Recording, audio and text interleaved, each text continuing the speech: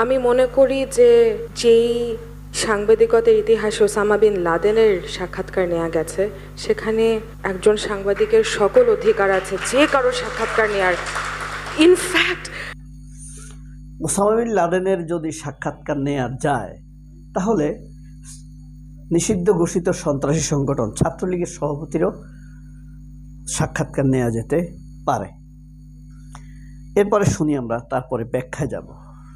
বিশেষ একজন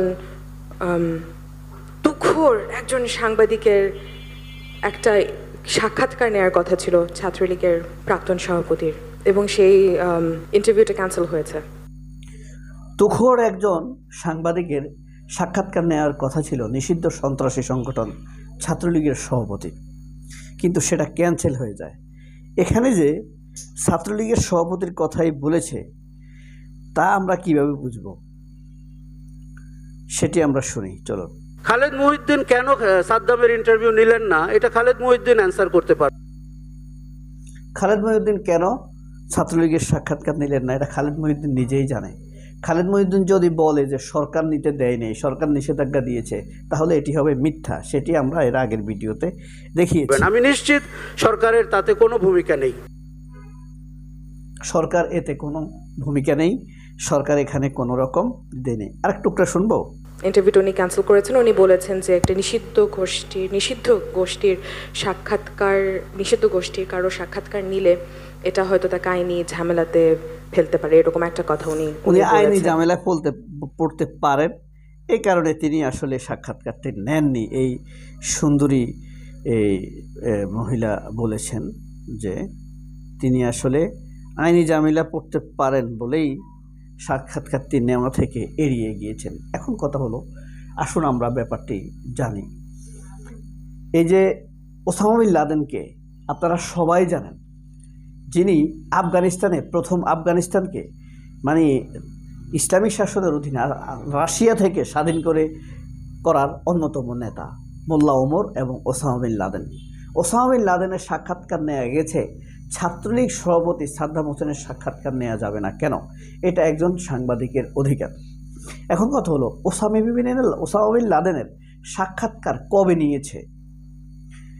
ছাত্রলীগও নিষিদ্ধ সন্ত্রাসী সংগঠন, আল কায়েদাও নিষিদ্ধ সংগঠন, কিন্তু কথা হলো ওসামা বিন লাদেনের যখন সাক্ষাৎকার নিয়েছিল এই পৃথিবী, আল জাজিরা বিশেষ করে, তারপরে জিও টিভি পাকিস্তানের, ইন্ডিয়ার আপনার ডেইলি মেল, এরা ছেপেছিল। পরবর্তীতে পাকিস্তানের বিখ্যাত সাংবাদিক হামিদ মির, এই যে হামিদ মির দেখেন, হামিদ মির ওই সাক্ষাৎকারটি নিয়েছিল আফগানিস্তানের তোরাবোরা পাহাড়ের ওখানে গিয়ে, গুহার ভিতরে গিয়ে সাক্ষাৎকারটি নিয়েছিলেন।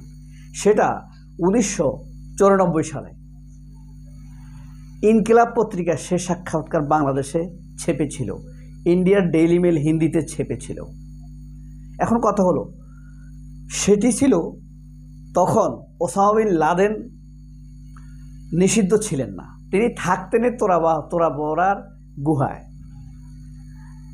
94 সালে ওসামা বিন লাদেন নিষিদ্ধ ছিলেন না। যখন এই আফগানিস্তানে মূর্তি ভাঙা শুরু হয়, আমেরিকা আক্রমণ করে, তখন লাদেনকে নিষিদ্ধ করে। এরপর থেকে লাদেনের কোনো সাক্ষাৎকার নেওয়া, ছাপা নিষিদ্ধ হয়েছিল। আল কায়েদাও নিষিদ্ধ হয়েছিল। আল কায়েদা বানিয়েছিল আমেরিকা তাদের নিজের জন্য, তাকে দিয়ে যুদ্ধ করাবে। কিন্তু যখন আল কায়েদা নিজেদের বিপক্ষে চলে যায়, আমেরিকার বিপক্ষে চলে যায়, তখন তাকে নিষিদ্ধ করে। নিষিদ্ধ করার পরে তার কোনো সাক্ষাৎকার কেউ নেয়নি। তবে তারা ভিডিও বার্তা করত, আল কায়েদা ভিডিও বার্তা করত, ভিডিওতে বক্তব্য দিত, দিয়ে ওসামা বিন লাদেনের ওই বক্তব্যগুলো বিভিন্ন জায়গায় ফেলে আসতো, তারপরে বিভিন্ন টেলিভিশন চ্যানেলকে ফোন করত, তারা সেখানে চালাতো। এই সাংবাদিক ভুল বলেছে, হয়তো ইচ্ছাকৃতভাবে অথবা জ্ঞানের স্বল্পতার কারণে হইতে পারে, না হয়তো বা সে জানে না। এরকম কথা খালেদ মহিউদ্দিনও বলে, জেনে বলে, অনেক সময় না জেনেও বলে, সেটা আমরা জানি না, সেটা তাদের চিন্তার সততা, জ্ঞানের সততা। তবে ছাত্রলীগ, সন্ত্রাসী সংগঠন ছাত্রলীগ এখন কিন্তু নিষিদ্ধ। যদি তার এত অধিকারের কথা সাংবাদিকটা ভাবতো, এত গুরুত্বপূর্ণ হতো, তাহলে আমেরিকার অনেক পত্রিকা আছে, ভারতের অনেক পত্রিকা আছে, পাকিস্তানের অনেক পত্রিকা আছে, তারা তো সাদ্দাম হোসেনের সাক্ষাৎকার নিত, শেখ হাসিনার সাক্ষাৎকার নিত।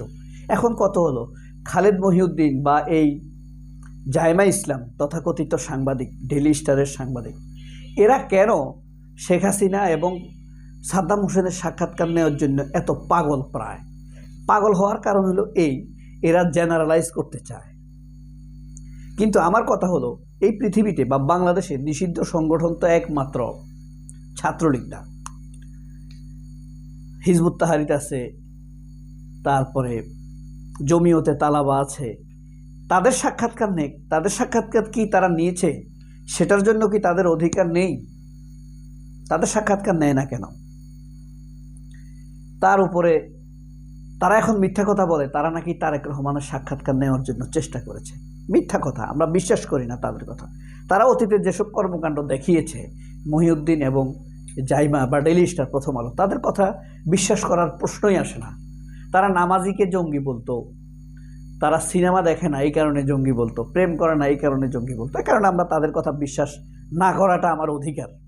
আমি খালেদ মহিউদ্দিন, জাইমা, ডেইলি স্টার, প্রথম আলো, চ্যানেল আই, কয়েকটা চ্যানেলকে 71, এখন চ্যানেল 24 যোগ হয়েছে, এবং ঠিকানা খালেদ মহিউদ্দিনের, এদেরকে আমি বিশ্বাস করি না। এটা কি আমার অধিকার না? এটা আমার অধিকার।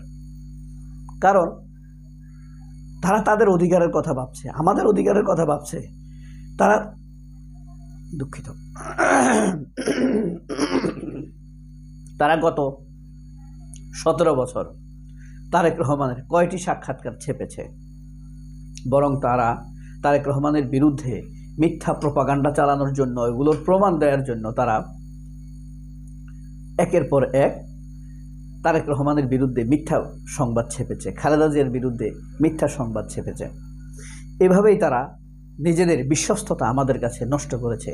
এখন তারা অধিকার চায় কেন? সাদ্দামের সাক্ষাৎকার নেওয়া যাবে না, এটা একজন সাংবাদিকের অধিকার।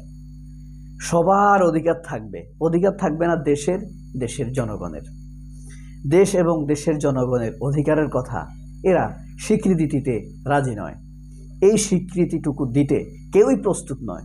সাংবাদিকরা সাংবাদিকের অধিকারের কথা ভাবে, ছাত্রলীগ তাদের সন্ত্রাসী কার্যকলাপের অধিকারের কথা ভাবে, আপনার পুলিশের অধিকারের কথা ভাবে, কিন্তু মানুষের অধিকারের কথা কেউ নিবৃত্তভাবে চিন্তা করেছে, গভীরভাবে ভেবেছে? এটি কি চিন্তা করে দেখেছেন? ছাত্রলীগের জন্য তাদের এত দরদ কেন? রহস্যটা কোথায়? সবাই অনেক ভালো থাকবেন। আল্লাহ হাফেজ। আসসালামু আলাইকুম।